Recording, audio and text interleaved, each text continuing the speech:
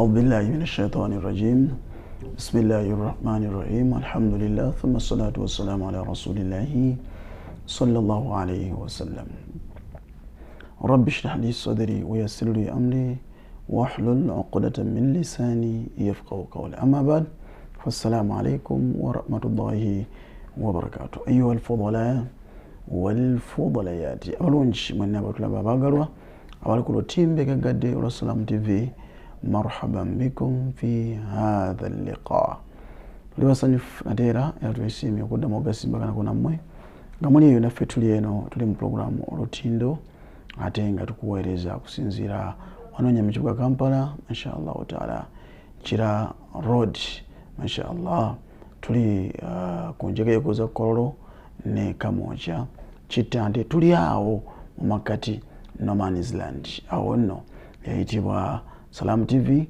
wesinzira mashallah nesoke buna ensiona netubune gwanga lyaffe tukuweereza biidhinihi jalla wala sabo kitiba Allah ku bulungi sabo kitiba Allah kutusimire sabo kitiba Allah kutwale Makka ne Madina sabo kitiba Allah fenna tuwangaze ala albirri wa taqwahu nga tukabirira bugabirizi ebirungi byokka byatuwa ne taqwa Allah jituwe sabo kitiba Allah tuwe ebinagasa natugasa emyoyo gyaffe nebitugasa mu nsi yaffe atuwe n'obukulembeze n'abakulembeze abalungi tukyalonda nenga ebyobufuzi byakanayozani byawedde kati wana abalonda tukyali kati awo tulina sanite tubakubiriza mwenna mikwano gyaffe abalungi mubeere bantu balamu mbeere bantu bakakkamu biidhinihi jalla waala tuli mwezi gwa Shaban kitegeeza ki nti baqiya lana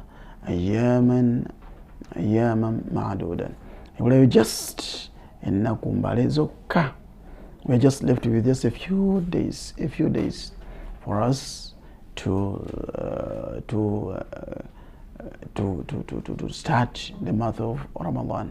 Kasula ba Shabani nga ayingidde ngomanya nti Ramadan yakoze ki ayingidde ennaku ezibulayo mmeka leged ebulayo ennaku mbale bubazi abala counting 21 lero mmeka mwenda alright 21 days is blayo to Ramadan nenga kiba kitegeeza ki Ramadan yabayingidde tegeeza kubanga tumusiba kati Shabani okuyingira kwe tegeeza kwetegekera omwezi wa Ramadan ono baguyita shahrul qurra mwezi gwa basomi abagenda okuyimirira mu tarawih abagenda okusala ekiro abagenda okusoma Qur'ani nnyo ono mwezi gwe bawagala ebiso ne bajjayo ebitala ne bawagala buli omu n'alaga kikyali nawo shahrul qurra mwezi gwa kusoma Qur'an gisome Qur'an sawa zino gisome practically gisome ngokola practice abaganda bagamba nti practice makes what perfect adingana omwolo amawolu agajjamu omukuto adingana amawolu agajjamu omukuto so I just wish you a nice Shaban, wonderful Shaban, fruitful Shaban, a blessed Shaban. Na byonna ebirungi ng'obitadde mwezi ogwa Shaban gwa njawulo gwa nkizo so musome Qur'an guno omwezi temugeza ne mweryaza amaanya. Get on your marks, get set, go. Katwatandise mu Rajab, get on your marks. We've been on our marks and then now we are saying get set. Are you ready? Get ready. So we are waiting only for the firimbi. Somebody claps or somebody afuwa mukafirimbi to set us move, to set us free, to set us start fasting. So get on your marks is Rajab. Allahumma barik lana fi Rajab. Get set. Allahumma barik lana.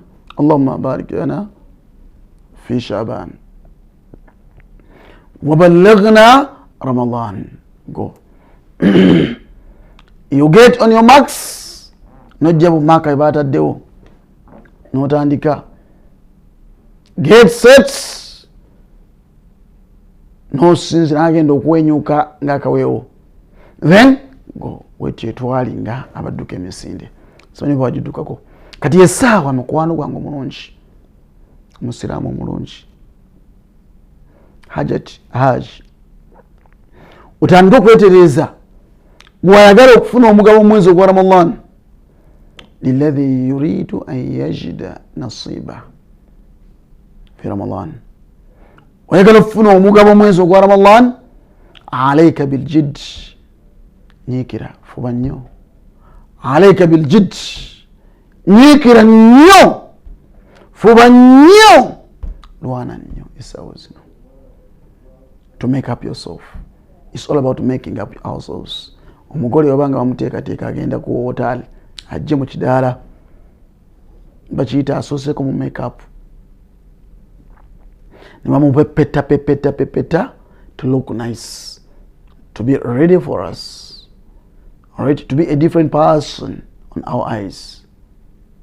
Yes, she's the same person you see always, but after being made up, ngafunye make up omutawana oyinza tunaloka ati wow, this is the same person.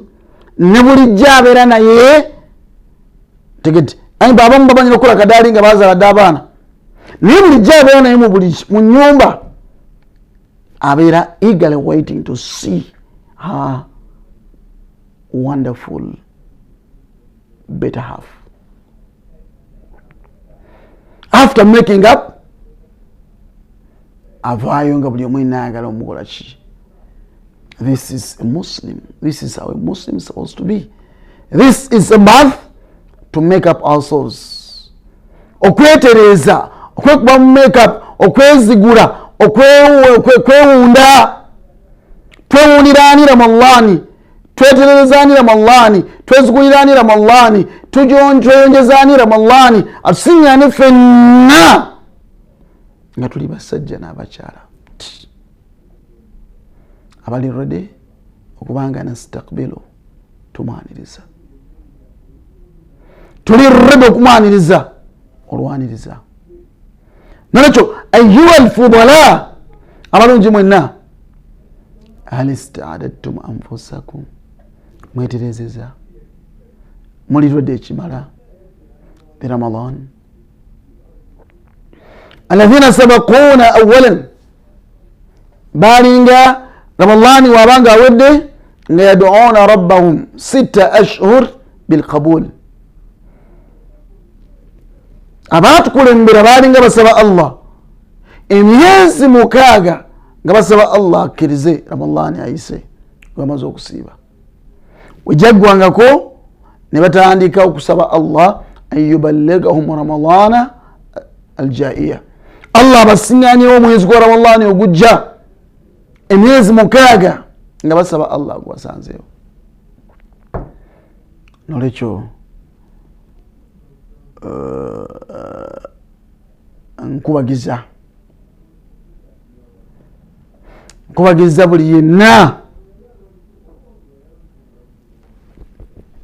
nkubagiza buli yenna, abano nalowooza gamba bati bafiiriddwa, nkubagiza buli yenna awulira nti Ramadani asembedde, just a few days,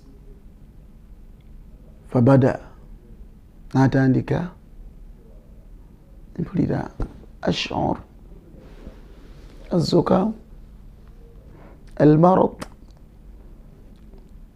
مرض السكر ممكن لا أستطيع الصيام mpulira atanga okuwulira ebirwadde byonna, nti okunumirira, simanyi omusujja, simanyi biki, simanyi sukaali yatuse, simanyi pressure zinkuba, mpulira nyinza obutasobola kusiiba. Kitalo nnyo eri abo abagamba nti balwadde alusakati, kitalo nnyo, kitalo ddala mu abafiiriddwa, abagenda okufiirwa empeera. Tofiiriddwa omuntu, ogenda okufiirwa mpeera. Ramadani atuuse, yatiika Ramadani ali ku kkubo. Instead of okugamba nti koyambale, omwanirize, wetereze, wezigule, make up yourself, wejjeemu obukukuzi, enge, ensarwa, shiriki, bye byonna. Please, by making up ourselves together, cleansing the hearts, cleansing the souls, cleansing, all right, we must clean ourselves from all sorts of evil, all sorts of hatred, all sorts of whatever. Ebyo byonna liyatika Ramadan wa anta hayyun turzuq, okyali mulamu Allah akuwadde omukisa, anta hayyun nga qadirun ala siyami, n'okusiiba osobola. Anta hayyun turzuq, Allah gabira osobola okufuna quut alyawm, ekyokulya ekyo futali nidde akusobola omufuna.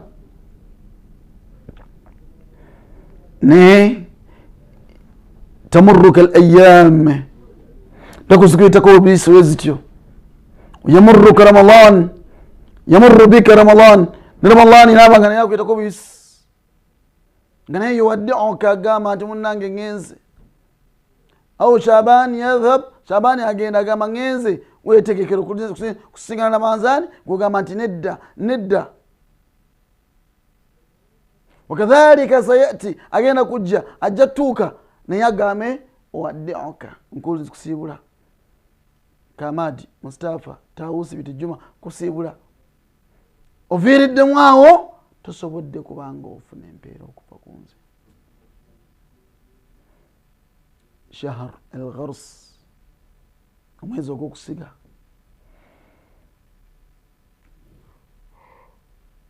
Omwezi ogw'amakungula. Tegedde tugenda funa ghanaim, ebyesafa bingi, emigabo mingi. Ramadan nolekyo yenna agenda osoma omwezi gwa Ramadan, bino wammanga bitegeere, lazim alaika, kigwanidde gyoli, an tasuuma au an taqdiya ma fatak min Ramadan alfaita.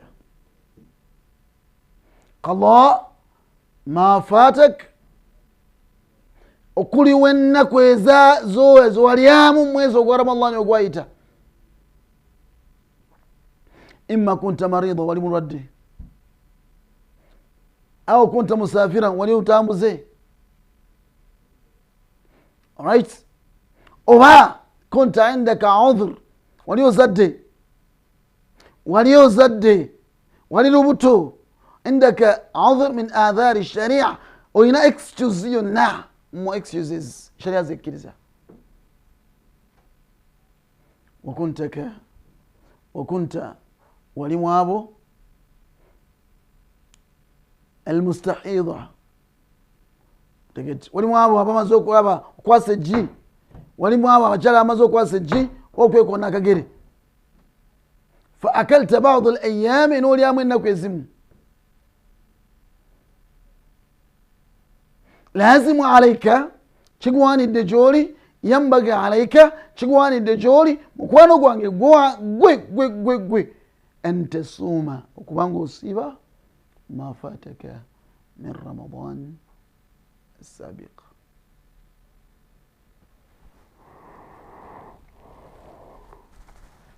Bino obisiiba ddi, obiriwa ddi, obikola ddi, osiiba ddi mu mwezi guno gwa Shaban.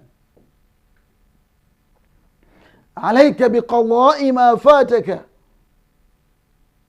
min Ramadan as-sabiqa, ennaku z'otasiiba ziriwe. Oba mbitegedde? Saba Allah abawe mubitegeere. Omwezi gwa Shaban gwanguze, omaze okuliwa wano wange omulungi, emu ku bikulu, jaddidu imanakum, mutereze imaani zammwe. Jaddidu islamakum, banne mutereze busilamu bwammwe. Jaddidu dinakum, obusidiini yammwe ebeerenga enywera, ebeerenga enterefu, kubanga al awamil bebalagira okusiiba bagamba nti ya ayyuha alladhina amanu, abange mmwe abakkiriza, kutiba alaykum siyam kama kutiba ala alladhina min qablikum. Kutiba alaykum siyam kama kutiba ala alladhina min qablikum la'allakum tattaqun. Ani alina okusiiba mukkiriza mwezi guno gwa Shaban, alaykum bisiyami, mikwano musiibe. Kikimu n'okujaddada imaani zammwe kubanga ye banyanyima imaani bagamba okusiiba bagamba bakkiriza ebinno bikulu saba Allah bawo bitegere ebigambo ebyo nakuno olwaleero lubirako seeka wammwe seeka w'ekitambaala simanyirira ekitambaala bakireseewa anaatubuulira kubanga ekitambaala seeka ali mundu simanyi kyanamugamba oba anaasiba kyakumutwe anaatubuulira inshallahu taala mutanda omwe butambala kyabadaaza abawo wano nnaku olwaleero naku lwakubiri naatubuulira ebigenda mu maaso naye muliwe ennaku ze mwalya ekyokubiri mweteekera omwezi gwa Ramadan naye mwerereeze busiramu bwammwe imaani zammwe bikulu nnyo ebyo wemba temubikoze mujja kusiiba musiibira obwereere Ramadan aliko banyini abalina omusiiba so si buli omu saba Allah bawo bulungi n'okutegeera ebigambo ebyo Allahumma amin mukkirize seeka mwamu esunze dda era mbadde nkoleezezza nga ntandise kati okukoleeza naye nga kuliko nisifu Shaban ate nga yasomeddwaza nisifu Shaban simanyi oba ziramulo zitya mu sharia wegeziri wegeziriyo aningalesa nekitafundako ku kiriko Shaban seeka naam sooka obuuze kwobulaba أعوذ بالله من الشيطان الرجيم بسم الله الرحمن الرحيم الحمد لله وصلى الله تعالى على سيدنا رسول الله صلى الله عليه وسلم وعلى آله وصحبه ومن والاه أما بعد abalungi betambula nammwe mu programu yaffe ey'olutindo buli lunaku luno olwokubiri ate munzikirize mbalamuseeko n'ekiramuso ekirungi min indillah okuva eri mukama waffe Allah tabaraka wa taala ala wahiya assalamu alaikum ورحمة الله وبركاته. عليكم السلام ورحمة الله وبركاته. غونيريا. مكة. مكة. الحمد لله. إيه. مكة. الحمد لله. الحمد لله رب العالمين. إيه. ما شاء الله. الحمد لله. لو صدق الجبة. إيه. هنا جاكدي. جبة نيامبالي. وموسانجي ونيامبالي منيمكم بيتاكو. mumanye nti yoyo ewaffe juba tuzambulira ndalaba nabi waffe wano andikate juba bambazimaze mu ekitiibwa kituufu bazuba ba Messi bazamba abasambi ba mipiira abasambi ba mipiira amukufika twambala ziriza face naye era ekyo kijjeyo ekifaananyi kyetugamba abantu nti juba zino naddala bawarabu bo tebazikozesa nnyo mu kisaawe kya irimu bazikozesa mu kisaawe kya irimu ensonga lwaki olaba nga bagiwa ne Messi naye beniyanga olaba ekooti eyaabwe woteeka ekooti ku kanzu eŋŋanda amategereke so nabo engeri gye bakozesaamu amajubba ago wallahu alam ate ebitambaala bya irimu ebitambaala bya irimu kisooka ekisookubira ekitambaala sunna nabi Muhammad sallallahu alaihi wasallam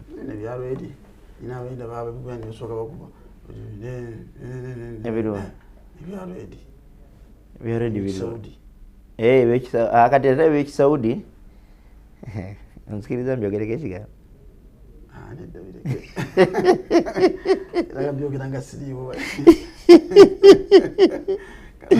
tugere ku kiri kyaffe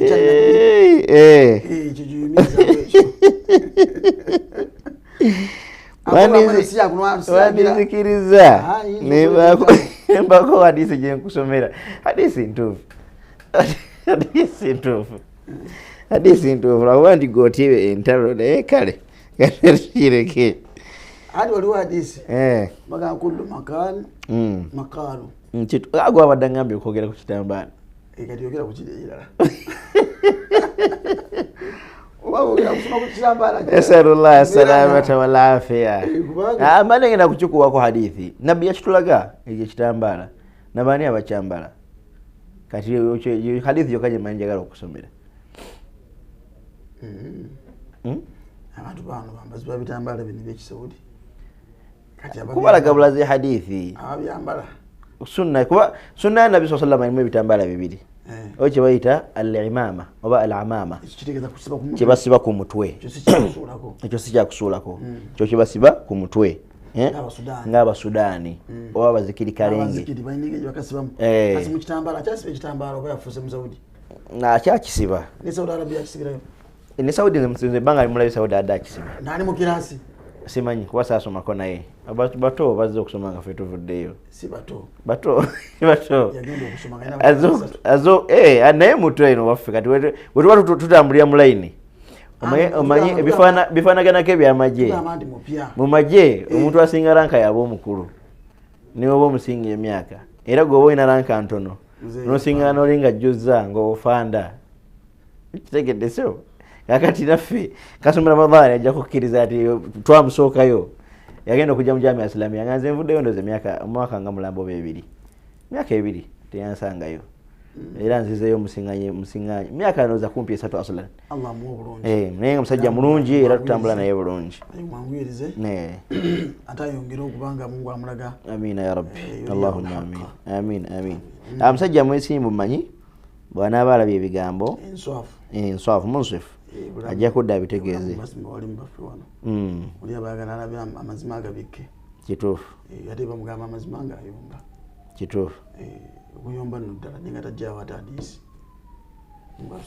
nasalullah salamata walafiya طيب الحمد لله وصلى الله تعالى على سيدنا رسول الله صلى الله عليه وسلم وعلى آله وصحبه وكل من سار على نهجه إلى يوم الدين أما بعد abalungi betutambudde mu programu eno nange munzikirize nate nyongera okugatta eddoboozi lyange Sheikh Mayambala ku nsonga gye nsanze abagamba abalya mu mwezi ogwa Ramadan eyaggwa ne mutasobola kugusiiba gumalako mu nnaku zaago mukyalinayo chance ey'ennaku tuli mu nnaku ndoozi 2 mu mwezi bulayo ennaku z'omwezi 9 kiba kitegeeza nti tuba tugujjuzza guno tuba tusaze ennaku 2 mu lumu ezijjudde obulungi okyalina chance mwezi ennaku 2 mu mwezi sigaddeyo okubanga ojjuza kyewalya mwezi gwa Ramadan oguwedde yalyamu ennaku 5 ennaku 6 okyalina chance egujjuza kati bannange fadainullahi ahaqqu bilwafa ebbanja lya Mungu lyerisaana okusoosowazibwa mu kusasula tusoke tulisasule mangu liveeyo ithan tulina chance eno ey'okuba ntusasula ntulaba nga tuyingira Ramadan nga situbanjiwa Ramadan ate yaggwa ekyo twagadde okibasaba kubanga ennaku mpaawo kaaga bw'obala tuzibalira kati ku ngalo ennaku ezisigaddeyo ennaku 2 mu lumu oyinza olaba ng'ennyingi naye temuli nnaku zaamu aswani tezikyawera tutwalizeewamu so njagala okubasaba abalungi abatulaba balina ebbanja erya Mungu tutwane tulabe nga ebbanja eryo tulisasula tuyingire Ramadan nga yaffe tubitereezezza oyingire Ramadan nga tolinayo bbanja lyonna kadde ekyokubiri twongere okweteekera omwezi gwa Ramadan emizikiti gyonna Sheikh tugikubiriza gitandika okujjukiza abantu Ramadan asembedde naddala mwezi guno gwa Shaabani abantu bagayalirira nnyo era bwendabye ng'otadde mawudhu yaawo nensanyuka nnyo obukulu bw'omwezi gwa Shaabani ekyo nno kikulu Sheikh Mayambala atambulidde ku sunna ya Nabi Muhammad sallallahu alaihi wasallam okutuzza tuzuukuse tuddemu tutegeere obukulu bw'omwezi gwa Shaabani ekyo nabbi yakikola sallallahu alaihi wasallam ddala mu hadithi Nabi sallallahu alaihi wasallam yatuuka mwezi guno gwa Ramadan sunna fi'liya sunna ya Nabi yakozesa bikolwa Nabi sallallahu alaihi wasallam faja'ala yasumu Sha'ban nasiba omwezi gwa Sha'ban bamulaba nabbi basaba balaba nga nabbi asiba nnyo omwezi guno leero asibe n'enkya asibe alidde mu lumu n'asiba ne balaba nga si yensiba sallallahu alaihi wasallam guno gususse nnyo okusiiba ne bamubuuza nti ya Rasulallah ng'ate guno omwezi osibye nnyo ekigenze ewala nabbi nabagaa nti dhaka shahrun yaqa baina rajabin wa ramadan ogwo omwezi guli wakati wa Rajabu ne Shaaban guli wakati wa Rajabu ne Ramadan naye omwezi ogwo nabbi nabagaa nti obuzibu obuguliko nti abantu abasinga obungi yaghfulu nnaasu anhu abantu bagulagajjalira ensonga lwaki gaa nti oteebye sunna ya Nabi Muhammad sallallahu alaihi wasallam nogaa nti obukulu bw'omwezi gwa Shaaban abantu baddemu bamanyi nti guno omwezi nagwo muki nagwo mukulu ithan tuleme kulagajjala nnyo ate kigenze wala tumanye nti Shaaban mwezi singa emyezi emirala nagwo mwezi gwa nkizo Allah subhanahu wa ta'ala yaguteeka wakati w'emyezi 2 eminene ekitegeeza nti teguyinza kubanga gwo si munene omwezi gwa Rajab gumanyikiddwa min ashhuril hurum gumu ku myezi egy'emizizo. Ramadhani amanyikiddwa shahrul ibad, mwezi wa buli muntu yenna buli omu gweyitaniramu okufuna obulungi. Kati wakati wa ntoyinza kubeerawo omwezi oguliwo nga guli bwe gutyo fafa. Nabbi nalaga basahaba ridwanullahi alaihim nti nagwo omwezi mukulu gusaanye okuba nga tegulagajjalirwa, bal abantu bonna okuba nga bazuukuka omwezi ogwo bamanye obukulu bwagwo, bakoleremu emirimu emirungi egibongera okubasembeza eri Allah subhanahu wa ta'ala. Nabagamba wano omulundi ogwaggwa ne bagamba nti omwezi guno ogwa Shaaban, omwezi gwa Shaaban, omwezi gwa Rajab ne Shaaban ne Ramadan egyo gitambulira wamu. Sheikh waffe yalinga atugamba nti farajabun bawabatu Ramadan, Rajab ye gate, ye main gate ekuyingiza mu mwezi gwa Ramadan. Ogwa Ramadan ye main gate dala. Natugamba nti wa Shaabanun sahatu Ramadan, ate Shaaban ye compound ey'omwezi gwa Ramadan. Natugamba nti wa awwalu Ramadan isti'lamati Ramadan, ate nga lumu Ramadan ye reception eya Ramadan. Idhan gino emyezi gitambula bwe gityo. Rajab ye bawaba, twayingira ddaka tuli mu compound, main entrance, twayingira dda main entrance. Rajab yaweddeko twamumaze, kati tuli mu compound wakati wantegereka. Essaawa yonna tutuuka ku isti'lamat, tutuuka ku reception, tukonkone tuyingire mu abo yeffe abaze tata ndabye abagenyi bali baze. Sheikh yatugamba wa awwalu layla min Ramadan isti'lamat Ramadan, kati mala konkona ngoyingira nemubera mulinda babakirize. Aiwa mutu babakiriza yingire bagenda bazaala kakati kivudde bulungi nga wano kiberi waffe bagenda bazaala muyingidde olide ne bajjamu nga lumula mazaala nga ye muko omukulu bajjamu abagenda mu kasolya bazaalibwe butereevu.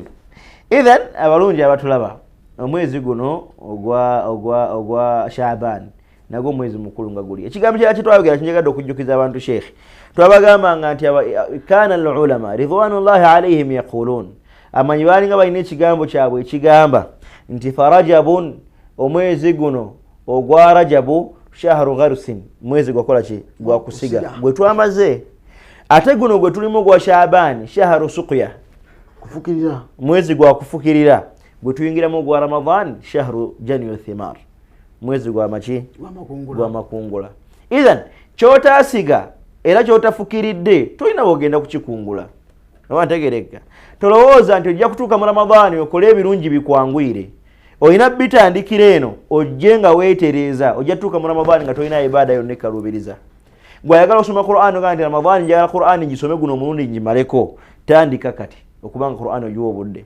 Kale olunaku osoma empapula zo 2 oba 3. Bagamba nti shahrul qurra gwaliwa wa Shaaban, ogwa Shaaban kituufu. Muno mwe beetegekera kubanga balinayo okusaaza ne tarawe nawawula.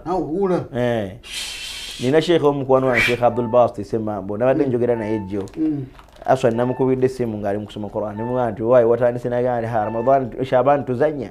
Abdul Basit kyona nasoma naye onakwata kunene weti soyo oli wamta Sheikh Abdul Basit Semambo mtabani wa Juma Semambo waggulu eri endeje soyo nina Sheikh Abdul Basit ye nasoma naye mu kibiina kimu kuva ku lufuka netujja netwawukana mukawe nagenda wa Sheikh Sulaiti netuziddamu tusingana ebiraali. So mukwano bange nnyo musajja ono adde njogera naye jjo naye nagenza okuba essimu nga mpulira ali ku Qur'an, nemugamba nti owaaye watandise nagamba nti Shaaban tuzanya, tuba twatandise dde okuwawula ngenda otuuka mu Ramadan nga sirina wentamwetamu era bebwayise tufaanagana ebisinga obungi. Oba oliawo Allah ategeka oba oliawo ndisomesaayo, walina otandise okuntwalayo, naye simanyi ki kyatuukawo. Alhamdulillah. Idhan abalungi abatulaba njagala okubasaba omwezi gwe tugendamu ogwa Ramadan tugutandika ogwetegekera muguno gwe tulimu ogwa Shaaban. Ekisooka tujjuze bitwaliwa betasiba mwezi guli ogwa Ramadan. Kubanga Ramadan abantu kulembera balongo ridwanullahi alaihim bwe batwe bamwetegekeranga nga tebamuyingira muna bbanja lya Ramadan ate mulala. Toyingira muna bbanja ddala. Toyinza kuyingira mu Ramadan na bbanja lya Ramadan yaggwa. Kirungi tumusasuliremu wano tugenda oyingira muguli nga tetutabika bintu bwetu kyo. Either ekyo kibasabye abantu bakikole. Naam. Anenkizo. Shaban ayina enkizo. Shaban lahu maziya aina enkizo etali ku myezi obooli awo myezi mirala. Nezimu ku nkizo za Shaban oyo. Ezimu ku nkizo za Shaban ezo mwe muli. Naam. Ekiro Sheikh Jarade mu bracket yawo naga nti nisfu Shaban. Lailatan nisfi min Shaban. Ekiro ekiri makkati g'omwezi ogwa Shaban. Ekikeesa olwo 15. Okikeesa onaku lwe 15. Kitegeeza abadde ku lwa 14 kati enkya 15. Kituufu. By that night. Either ekiro ekyo ekikeesa ekye 15 sinaba kubala bulungi lunaba lunaku ki. Sinaba kukibala bulungi. Tukibale kati. Tukibale leero mwenda. Enkya 10 enkya lwa kusatu. Olwokuna 11. Olwokutaano 12. Olwomukaaga 13. Ku Sande 14. Ekiro kya Sande ekikeesa Mande. Agudde ku lunaku olulungi. Olunaku olulungi kiro kirungi. Sheikh Mayambala yogedde ati owaenda mwe mukusoma edduwa za nisfu Shaaban. Mwe musoma edduwa za nisfu Shaaban. Naam, ffe tusoma edduwa za nisfu Shaaban. Era nenjagala ekigambo ekyo nkigumize nti ffe tusoma edduwa za nisfu Shaaban kubanga kiriko ekigambo ekikulu. Kiriko ekigambo biki ebiri mu nisfu Shaaban tunabitegeera. Tugenda kukyogera. Akira mwali awo alinze. Ngenda kukyogera abantu bamanye nisfu Shaaban kiki. Songa kyo nisfu Shaaban. Bagambye ekiro ekikeesa 15 eza mwezi guno gwe tulimu. Bwe tubazeemu ne Sheikh nga kyekiro kya Sande ekikeesa Mande. Nabisiri yazalibwa. Sallallahu alaihi wasallam yazalibwa. Mu kiro ekyo kyennyini omubaka wa Allah yazalibwa. Sabihatu ithnain. Ekiro kyali kikeesa Mande omubaka wa Allah yazalibwa. Ekiro kyali kikeesa Mande omubaka wa Allah yafiira. Sallallahu alaihi wasallam. Omubaka wa Allah yatuukira e Madina. Waqila yasengukira n'okuva e Makka sallallahu alaihi wasallam. Idhan bulungi ku buki fadlun ala fadl. Bulungi ku bulungi. Naam. Naye simanyi oba mu abatulaba bwe tubagamba ebigambo bino mutegeera kye tugezaako basikako. Tugezaako okubasika mumanye nti ekiro ekyo lailatu kiro tekifaanaganako biro birala. Kiro kya ibada. Kirina obwakayako bugenda okujja. Kirina enkizo zaakyo ze zino ezimu ku zo. Lailatan nisfu min Shaaban abatukulembera balongoofu bazoogerako ebigambo. Kiriko hadithi Sheikh. Naye hadithi ezo ezajjira ku kiro kya nisfu Shaaban ulamaul hadithi sharif bazitunuulira nga tezituse ku ddala lya kuba nti hadithi ntuufu ekigambo ekimu tozongera ku kigambo kirala. Abamu fadhaafuha nti hadithi zirimuko ekizifuula ennafu. Abantu bagamba nti hadithi ezo si nnafu bunafu naye ezimu ku zo hadithi si ntuufu.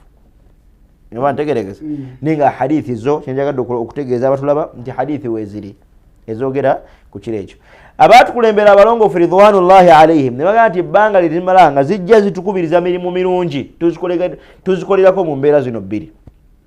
Embeera esooka buli hadithi lwejjanga nnafu naye ng'etukubiriza kukola mulimu mulungi falulama al ajilla ala jawaazi istimaalu.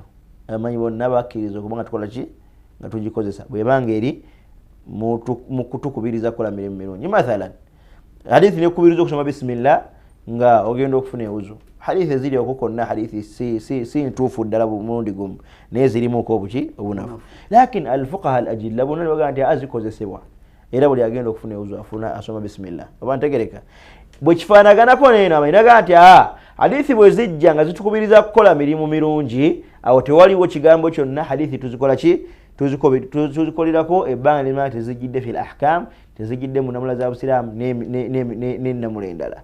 Mu mbeera efaanaganako bwetyo abalungi abatulaba ne tubategeeza nti bw'owulira hadithi ng'ekukubiriza mulimu mulungi nti mu kiro kya nisfu Shaaban koleramu kino kirungi, hadithi amanyirwa ga ntukkirizibwa okubanga tugikolerako kubanga yajja ng'etukubiriza okukola omulimu omulungi ogutusembeza eri Allah subhanahu wa ta'ala. Ekyokubiri amanyirwa ga nti ne zino hadithi ezajja nga si ntuufu ku kiro ekyo kya nisfu Shaaban ne baga nti kirungi tuzikolereko min baabi mu mulyango ogw'okuteeka hadithi ezo ku bigambo by'abamanyi.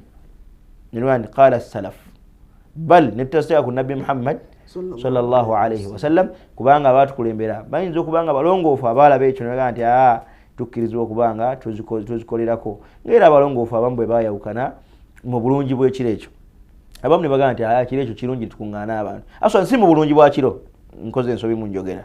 Al ulama al ajilla abamanyi bonna abra tarikh bakkiriza nti ekiro kya nisfu Shaaban kiro kya nkizo bawantegerekse bal fakhtalafu fi jami'i nnaasi laha awo wali obuzibu ne baawukana mu kyokkuŋŋaanya abantu mu kiro ekyo bawantegerekse awo wali okwawukana kw'abamanyi lakin kiro kirina fadlu ekyo kirina fadlu abamanyi bonna bakikkaanyaako. Fa ulama'ul hadith amanyi ba hadithi sharif hatta baatuuka n'okuwandika mu bitabo byabwe emiryango egiraga obukulu bw'ekiro ekyo. Kalimamu Ibn Majah fi sunanihi yawandika ekitabo kiramba baabu fadlu laylata nisfi min Shaaban munene mu hadith. Si yekka al-imam Abu Dawud as-Sijistani yawandika naye mu sunani ye omulyango gulaga nti ekiro ekyo kiki kiro kyankizo butereevu rawahu Abi Dawud. al-imam Ibn Hibban fi sahihihi nandika omulyango mulamba laga nti baabu dhikru omulyango ogwogera kujjukiza abantu obukulu bw'ekiro ekyo kya laylata nisfi min Shaaban. Wal-imam Ibn Asakir yawandika ekitabo kiramba baabu fadlu laylata nisfi min Shaaban. Ibn Hajar al-Makki yawandika ekitabo kiramba sibe bokka n'abalala bangi. Abu Abdullah ekitabo kyenina wano olwaliro maaso gange al-imam Abu Abdullah as-Siddiq al-Ghummari yawandika ekitabo kiramba era mwe muli ebigambo embadde njagala okusomerako nnyo muhaddithu al-asr manyi bakkaanya ne bagamba nti oyo muhaddithu w'ekyasa kino al-imam Abu Abdullah as-Siddiq al-Ghummari al-Maghribi omu ku bamanyi b'e Maghribi abanene ab'e Morocco ali Juma oyo mujaddid ow'ekyasa kino. Wa amma ash-shaykh muhaddith mu kisaawe kya hadith ekyasa kino ekyaffe twali tulabangayo omuntu yali akoze juhudi nnene mu kisaawe kya hadith kwenkana al-Hafiz Abu Abdullah Siddiq al-Ghummari. Allah amusaasire, Allah amusonyiwe kuba Mungu yamujjulula. Sheikh Albani ayina obulungi mu hadith agezezzaako naye tannaba kutuuka ku ddaala lino. Amanyi bakkaanya nti ono olwale siyinza kumudaafa lahu makana Sheikh ayina ekifo kitasobola kutuukamu naye ebirungi bisiŋŋana. Sheikh Albani ayina obulungi ayina juhudi yakoze nene mu kisaawe kya hadith indakum wa inda al-jami' ayina obulungi bwakoze naffe tukkaanya nti Sheikh ayina obulungi bwakoze mu kisaawe kya hadith lakin tannaba kutuuka manzila ya al-Hafiz Abu Abdullah Siddiq al-Ghummari al-Maghribi omu ku bamanyi abanene ab'e Maghribi al-Azhari y'omu ku bamanyi era abasomera mu Azhari Sharif. Baseeka baffe bano abaawano abahadithi bamumanyi simanyi naye kumanya kwabwe tekitegeeza ntaliyo. Seeka Segganga nkakasa yateeka kuba atamumanyi kuba Segganga y'omu ku bamanyi bemanyi abahadithi abalina juhudi ennene mu kisaawe kya hadithi.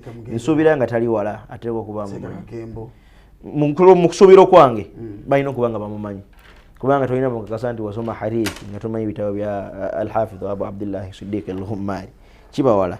Ayina ebitabo nga bimeka bingi ddala y'omu ku bamanyi abakoze juhudi ennene mu kisaawe kya hadithi kubanga ye yatuuka n'ekiseera kimwawula ku bantu abalala n'atuuka nga akuŋŋaanya ahadithi ezajjira mu abwaabu ez'abamanyi abalala n'azikolako sharuh nga olaba nti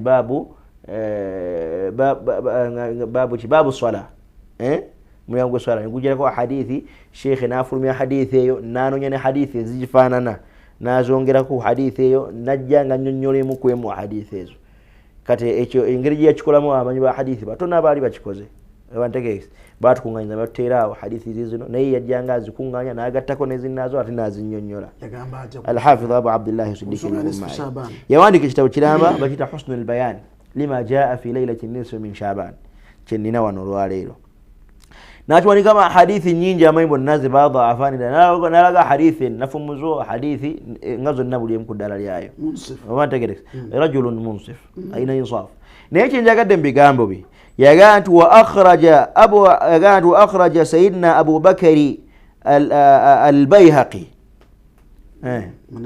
sayyidina al-Imam Abu Bakari al-Bayhaqi fi shu'abihi مجتوى شعب الإيمان أبو بكر البيهقي ترى من يوحد حديث أتين زبطة ما قال وين بس يدينه زي فما خجوا بنا أنا منانا وين بس يدي يعني أنا مقرون زد الدين وبا قرن سنبر الدين القرون المفضلة ما أنت قريس سيدنا أبو بكر البيهقي مشعب الإيمان شيخ قامنتي يفرم يا حديث عن سيدنا الإمام الشافعي ngaji jakwani Imam Shafi'i Imam Shafi'i tawera biranti yali mkyasa kya kubiri yali mujaddid w'ekyasa ekyokubiri asokera ddala mukisokera ddala mu byasabiri ebisokera ddala ye mujaddid nga wetwogedde ku Ustaz Dr. Ali Juma mujaddid w'ekyasa kino kakati mujaddid ow'ekyasa ekyokubiri Imam wani Imam Shafi'i فكان عند المئة الأولى عمر خليفة عدل بإجماع وقر والشافعي عند الثانية لما له من العلوم يا شاسو امام سيدنا عمر ابن عبد العزيز تشوف امام الشافعي اغانت حديثي ngevako امام الشافعي عليه رحمه الله امام الشافعي yagamba بلغنا amawulira getwafuna yani an shuyukhihim kuva maseka babwe anna khamsatu awqat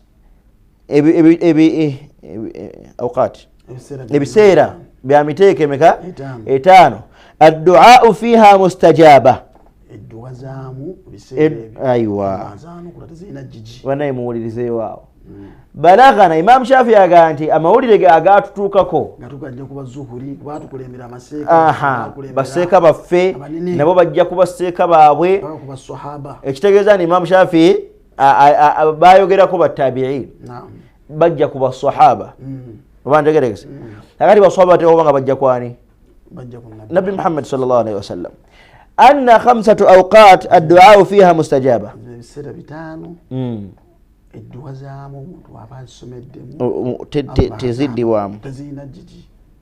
tezidibwamu yaga nti laylatan nahri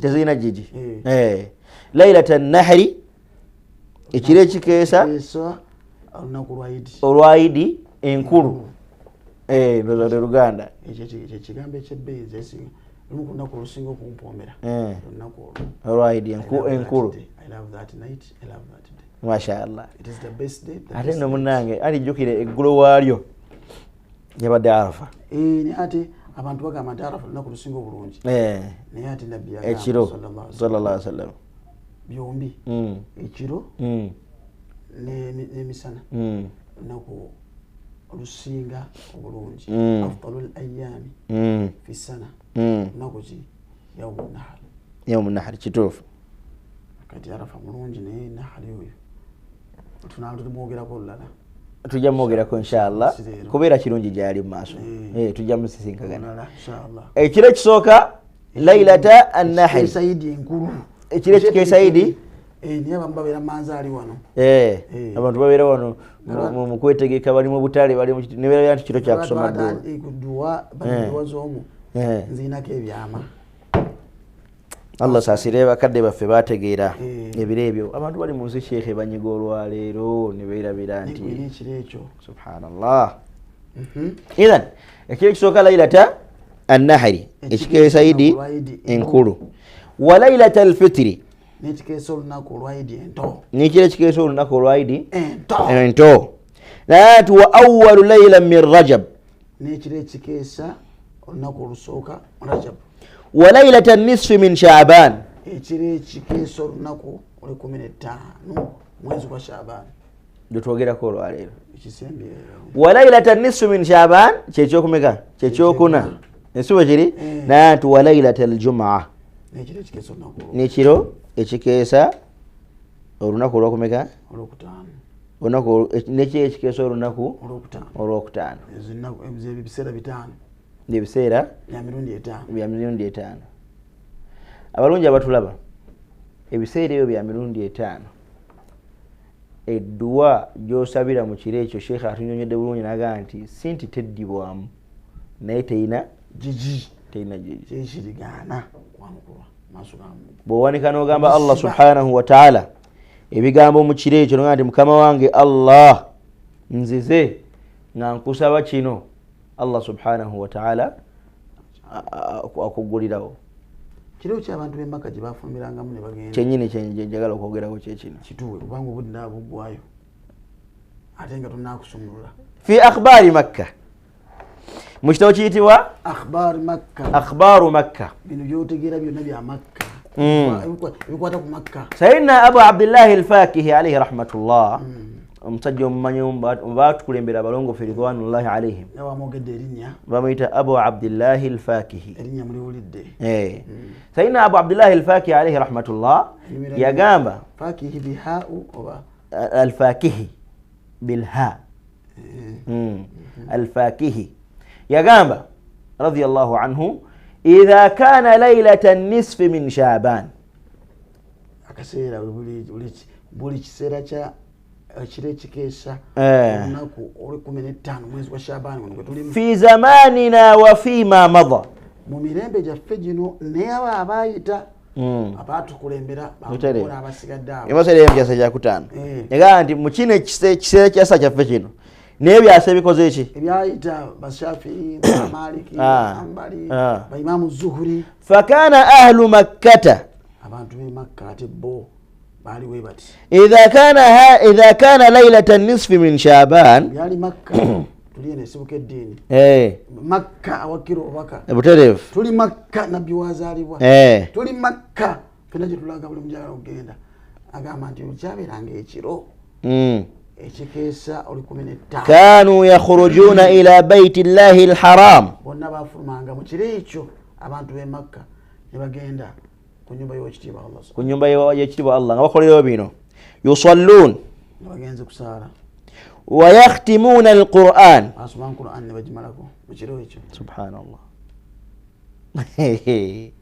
kezala alinga akikola nga atukuŋŋaanya mujje tukatimise juzu fenna nisfu Shaaban ebbanga linda beseka kezaala fenna tukuŋŋaanya paka efafuuka bizibizi nga tukyabeerawo bulungi naye twakula fenna tukuŋŋaanya ekazo baali bategeera obukulu bw'ekiro ekyo yusallun baalinga bakola ki bakuŋŋaana ne basaala wa yakhtimuna alqur'ana ne basiba ne Qur'an ne bagimalako wa yabtahiluna ila Allahi biddua ne basembera mu maaso ga Allah subhanahu wa ta'ala n'edduwa nga bonna bawanjaga eri Allah ekigeeza kino kya dduwa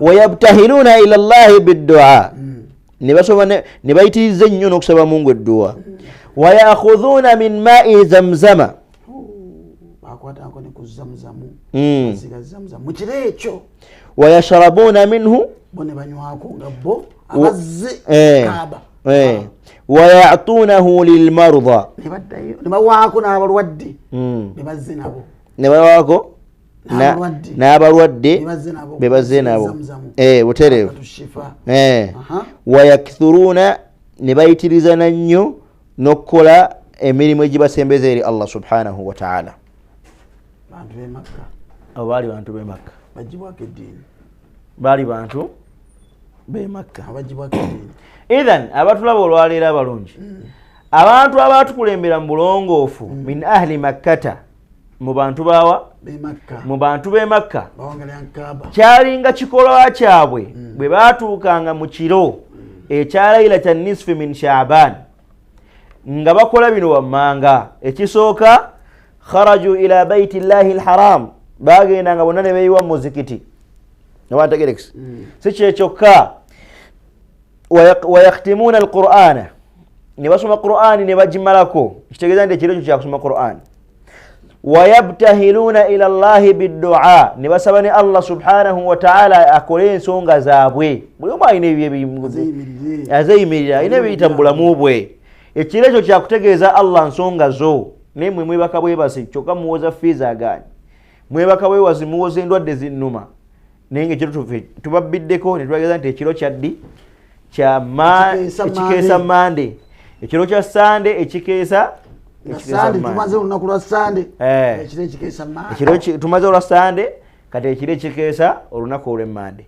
wayabtahiluna ila Allahi biddu'a ne basaba Allah subhanahu wa ta'ala eddu'a zaabwe zonna fizi wayakhudhuna min ma'i zamzam ne bafuna n'amazzi ga zamzam ne banywako ne banywesa n'abalwadde baabwe ekirungi Sheikh Mayamba alina zamzam wange mama Seeka agenda kuleeterako inshallah tayeralikirira Sheikh Mayamba alina zamzam wange agenda kuleeta inshallah waba kwali kati kwali sebe era bwe mbadde nzijja wano nga andibubya nga totuuka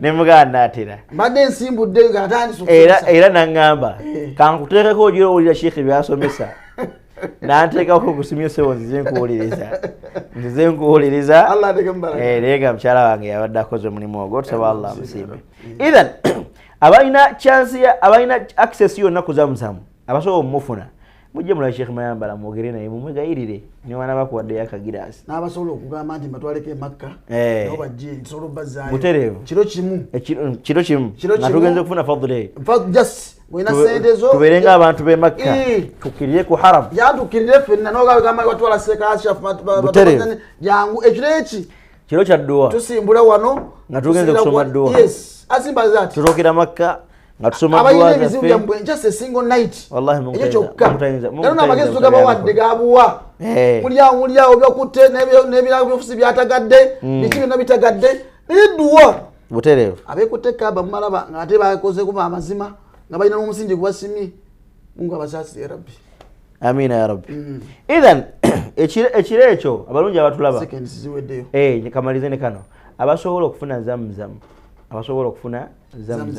ye nyina amanyikiddwa amazzi ga mukisa ga baraka gosomerako edduwa zo Allah nazanukula ate gattako ekiro mwana abosomedde nga nakyo kiro kya baraka oba ntegeregeza nsuubira ati ojja kuwoyongedde obulungi ku bulungi ekiro ekikeesa Mande ekyo teweebaka nkwegayiridde muganda wange omulungi atulaba omusiraamu funa akadde ako otuule ne Allah subhanahu wa ta'ala kulembeza okusoma Qur'an baako aya zosoma mu Qur'an bw'omaliriza ofuna amazzi ga zamzam ago osomereko edduwa zo bw'omaliriza onywe ku mazzi ago bwemba mwina n'abalwadde bammwe mu kiro ekyo mugende mubalambuleko mubalene ku mazzi ga zamzam Allah subhanahu wa ta'ala ajja kubawonya nsaba abannaffe abalina abalwadde ensonga eyo mugitwale nga eddagala erijjanjaba abalwadde baffe tubayo ku mazzi ga zamzam mu kiro ekyo tusomereko n'edduwa Allah subhanahu wa ta'ala ajja kuzanukula nsaba Allah subhanahu wa ta'ala omulungi akkiriza atuse mu kiro ekyo Mungu atuwa amaanyi n'obusobozi obukiyimirira aba okutuukirizaamu ibaada zaamu nga bwe tumusaba Allah subhanahu wa ta'ala edduwa zaffe zonna ze tumusaba ne ze tunamusaba mu kiro ekyo tumusaba Allah subhanahu wa ta'ala azanukule yenze Matova Ashraf bazanya nengo na buli mwaka Allah bakume nga muli bulungi wassalamu alaikum wa rahmatullahi wa barakatuh. Alaikum salam wa rahmatullahi wa barakatuh. Kuntwale Makka jangu tugende Makka tusibira Makka inshallah taala mu kiro ekyo nakulwa dduwa kiro kya dduwa tumaliriza wetu nga tusimbula nga tukoma hosina mutawana inshallah taala tugenze kola mirimu egyo kusala na kusaba na kwebaza ekitiibwa Allah subhanahu wa ta'ala. Tuli mutaka utravos ali ku magoba ke level 3 ku 075 2868686 noti musanvu 52 shana mukaga ku 0701 94100 0701 94100 Tawakal Travels always wetuli okuweereza tukulinze muhijja muwumula zonna inshallah taala. Assalamu alaikum wa rahmatullahi wa barakatuh. حسبي ربي جل الله